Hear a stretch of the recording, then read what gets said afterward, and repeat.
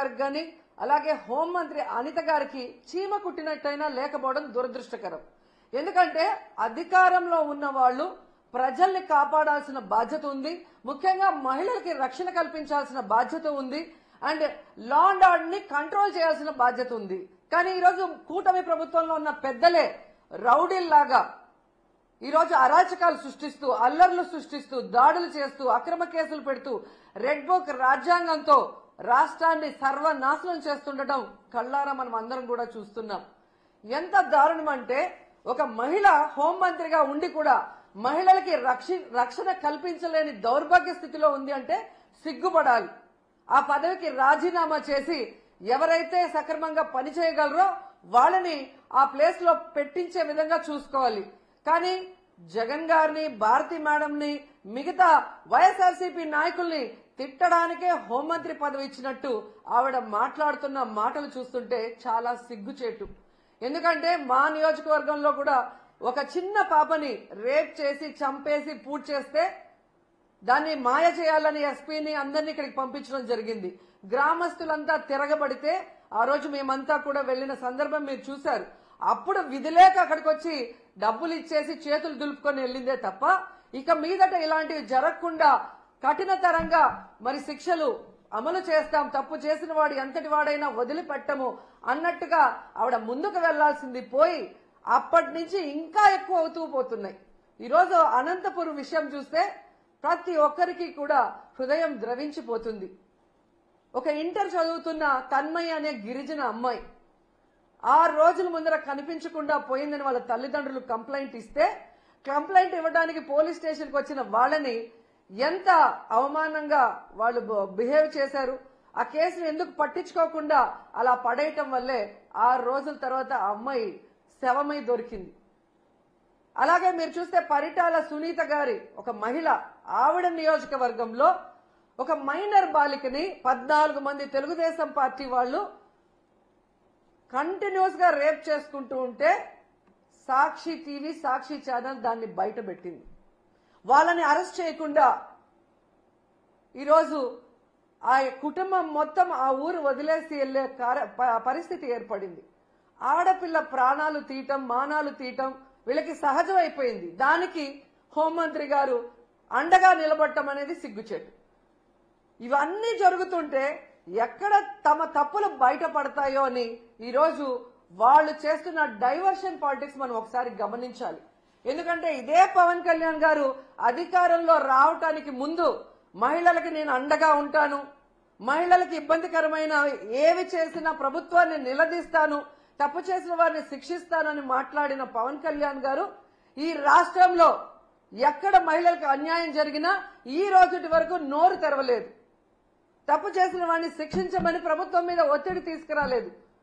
అది అనంతపురం అయినా, పిఠాపురం అయినా, తిరుపతి అయినా, అమరావతి అయినా, ఎక్కడ ఏ మహిళకు అన్యాయం జరిగినా ఆయన పట్టించుకోకపోవడం రాష్ట్రంలో ఉన్న మహిళలందరూ కూడా గమనించాలని ఈ సందర్భంగా తెలియజేసుకుంటున్నాను. హోంమంత్రి గారుగా తన అధికారాన్ని ఉపయోగించి ఆడవాళ్ళని కాపాడాల్సిన అనిత గారేమో నా దగ్గర లాఠీ ఉందా, నా భుజాన గన్నుందా, నేనేం చేయగలను మాట్లాడిన గొప్ప వ్యక్తి. అలాంటప్పుడు మీకు చేత కాకపోతే మీరు ఫెయిల్యూర్ హోంమంత్రి అని తెలిసినప్పుడు ఎందుకు పక్కకి తప్పుకోవటం లేదు? ఈరోజు డైవర్షన్ పాలిటిక్స్ లో రెడ్ బుక్ రాజ్యాంగం అంటూ పోలీసుల్ని కేవలం వైఎస్ఆర్ కాంగ్రెస్ పార్టీలో ఉన్న నాయకులకి, సింపథైజర్స్ కి తప్పుడు కేసులు పెట్టి వాళ్ళని అరెస్ట్ చేయించి వాళ్ళ జీవితాలు నాశనం చేయడానికే ఉపయోగిస్తున్నారు కదా. నిన్నైతే మరీ ఘోరమైన విషయం. అసలు ఇది రెడ్ బుక్ రాజ్యాంగానికి పరాకాష్ట. కొమ్మినేని శ్రీనివాసరావు గారు అంటే చేతులెత్తి నమస్కరిస్తారు. అంత గొప్ప జర్నలిస్ట్. 70 ఏళ్ల వయసులో ఆయన మీద ఎస్సీ ఎస్టీ తప్పుడు కేసు పెట్టి ఈరోజు హైదరాబాద్ నుంచి ఎలా మీరు తీసుకొచ్చారో ఈ రాష్ట్ర ప్రజలు అందరూ కూడా గమనిస్తున్నారు. దీని గురించి మనం నిజంగా చాలా క్లియర్ కట్ గా మాట్లాడుకోవాల్సిన అవసరం ఉంది.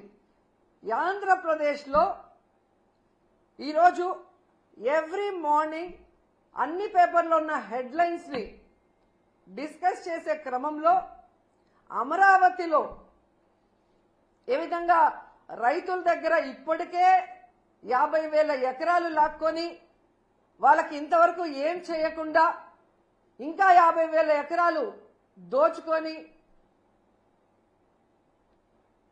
వాళ్ళు రియల్ ఎస్టేట్ చేసుకోవాలన్న క్రమంలో ముందుకు వెళ్తుంటే అక్కడున్న రైతులు తిరగబడి ఇవ్వకుండా వాళ్ళ మీద ఎదురు తిరుగుతుంటే అది ప్రజలకు తెలియకూడదని దాని మీద సాక్షిలో డిస్కషన్ రావటం అనేది వాళ్ళకి నచ్చలేదు. ఇక్కడ ఇంకొకటి ఏంటంటే ఆ డిస్కషన్ లో ఒక జర్నలిస్ట్ డిస్కషన్ కు వచ్చిన ఒక జర్నలిస్టు ఒక మాట ఏదో మాట్లాడారని దాన్ని ఆ క్షణంలోనే కొమ్మినేని గారు ఖండించారు.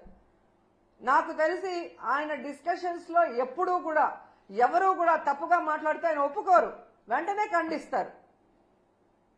అలాంటి గొప్ప వ్యక్తిని ఈరోజు ఎవరో మాట్లాడిన దానికి తన తప్పు చేయకపోయినా క్షమాపణ కోరిన కొమ్మినేని శ్రీనివాస్ గారిని అరెస్ట్ చేసి సంబంధమే లేకుండా ఎస్సీ ఎస్టీ కేసు పెట్టి ఈరోజు జగన్ గారు భారతమ్మ క్షమాపణ చెప్పాలి అని చంద్రబాబు నాయుడు, లోకేష్, హోంమంత్రి అనిత గారు డిమాండ్ చేయడం చూస్తుంటే ఈ రాష్ట్ర ప్రజలకి నవ్వాలా ఏడవాలా అర్థం కాలేదు. ఈరోజు నేను సూటిగా ప్రశ్నిస్తున్నా చంద్రబాబు నాయుడు గారిని, అనిత గారిని, లోకేష్ గారిని, క్షమాపణ అంటూ చెప్పాల్సి వస్తే అది మొదట ఎవరు చెప్పాలో తెలుసా?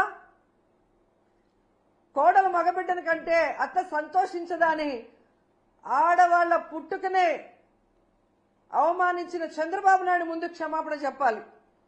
ఆడపిల్ల కనిపిస్తే ముద్దు పట్టాలి లేదా కడుపైనా చేయాలి అన్న బాలకృష్ణ గారు క్షమాపణ చెప్పాలి. అలాగే మీరు చూస్తే జగనన్న తన కూతుర్లు చూడటానికి లండన్ కి వెళ్ళినప్పుడు ఆయన గురించి నీచంగా మాట్లాడిన లోకేష్ క్షమాపణ చెప్పాలి. అలాగే భారతమ్మ, విజయమ్మ గురించి నిన్న ఎంత ఘోరంగా మాట్లాడారో మీరు చూశారు అనిత గారు, ఆవిడ క్షమాపణ చెప్పాలి. అలాగే నన్ను బండారు సత్యనారాయణ ద్వారా ఎంత దారుణంగా ఎంత బూతులతో మాట్లాడించారో దానికి బండారు సత్యనారాయణ మాట్లాడించిన చంద్రబాబు నాయుడు, లోకేష్ క్షమాపణ చెప్పాలి. అలాగే మీరు చూస్తే ఆఫీసర్స్ ని గతంలో హోమ్ మినిస్టర్ గా చేసిన సుచరిత గారిని, అలాగే నన్ను చాలా వల్గర్ గా మాట్లాడిన ఇప్పటి స్పీకర్ బండారు సత్యనారాయణ గారు క్షమాపణ చెప్పాలి. అలాగే ఈ మధ్య కాలంలో టీడీపీ ఆఫీస్ నుంచి ఒక సైకో చేబ్రోల్ కిరణ్ అనేవాడు భారతీ మేడం ని ఎంత అసభ్యంగా మాట్లాడారో మీరు అందరూ కూడా గమనించారు. మరి టీడీపీ ఆఫీసులో అతనితో మాట్లాడించిన చంద్రబాబు నాయుడిని, లోకేష్ ని క్షమాపణ చెప్పాలి. వాళ్ళ మీద కేసులు కూడా పెట్టాలి అంత ఘోరంగా మాట్లాడినందుకు. నిన్న మీరు చూస్తే మూర్తి గారి డిబేట్ లో సంబంధమే లేకుండా రేణుకా చౌదరి గారు ఎంత అడ్డదిడ్డంగా మాట్లాడుతుందో మనం గమనించాం. మరి ఆవిడ మీద ఎందుకు కేసు పెట్టలేదు? మూర్తి గారి మీద ఎందుకు కేసు పెట్టలేదు? ఎందుకు బిఆర్ నాయుడు గారు క్షమాపణ చెప్పలేదని నేను అడుగుతున్నాను. ఈరోజు సాక్షిలో మాట్లాడారన్నారు, అదే మాటలు ఆయన మాట్లాడిన విధానం తప్పు కృష్ణంరాజు అనే వ్యక్తి. కానీ అదే వార్తలు టైమ్స్ ఆఫ్ ఇండియాలో వచ్చాయి, అదే న్యూస్ ఈటీవీలో వచ్చింది. మరి వాళ్ళ ఆఫీసుల మీద ఎందుకు దాడులు జరగలేదు? వాళ్ళ మీద ఎందుకు కేసులు పెట్టలేదు?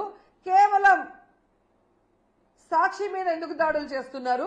అలాగే ఎందుకు సాక్షిలో మాత్రమే ఈరోజు కొమ్మినేని గారి మీద తప్పుడు కేసు పెట్టి అరెస్ట్ చేశారని నేను అడుగుతున్నాను. ఎందుకంటే కొమ్మినేని గారి మీద ఎప్పటి నుంచో లోకేష్ కి, చంద్రబాబు నాయుడుకి కక్ష.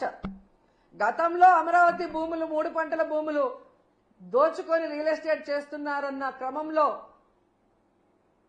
ప్రజలు అక్కడ ఎవరైతే తిరగబడ్డారో, రైతులు తిరగబడ్డారో అవన్నీ కూడా ఆయన తన డిబేట్ లో ప్రజలకు అందిస్తున్నారన్న కక్షతో ఎన్టీవీ యాజమాన్యం పైన ఒత్తిడి తీసుకొచ్చి ఆయనని ఆ ఛానల్ నుంచి బయటికి పంపించారు.